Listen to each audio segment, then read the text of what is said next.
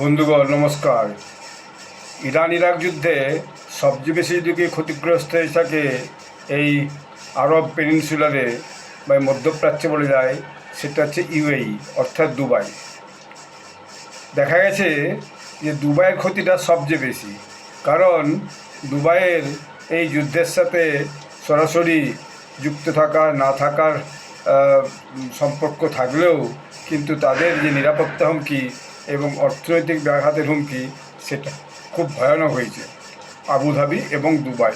মূলত এটা একটা ওই যে একটা নিরপেক্ষ আর্থিক কেন্দ্র এবং একটা স্থিতিশীল জায়গা হিসেবে সংযুক্ত আরব আমিরাত দীর্ঘদিন ধরে একটা খ্যাতির জায়গায় এসেছিল।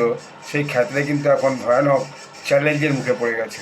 প্রথম হচ্ছে এই যে সংযুক্ত আমিরাতে সরাসরি হচ্ছে যে আক্রমণ হয়েছে, এই মার্কিন ইসরায়েলি হামলার প্রতিরোধের অংশ হিসাবে ইরানি ক্ষেপণাস্ত্র এবং ড্রোন তাদের দিকে হামলা চালিয়েছে।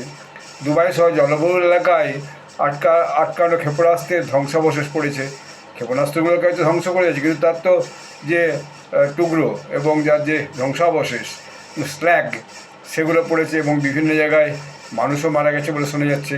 ফলে ওখানকার যে বিল্ডিং ঘর বাড়ি সেসবের ভয়ানক ক্ষতি হয়েছে এবং বহু মানুষ আহত হয়েছে বলে এইসব খবর পাওয়া গেছে। এছাড়া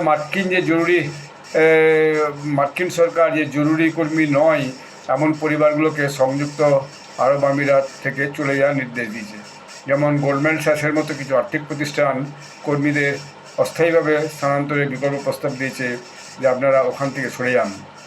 এই যে নিরাপত্তা এবং ব্যবসায়িক ধারাবাহিকতা যেটা ছিল সেটা ব্যাহত হয়েছে।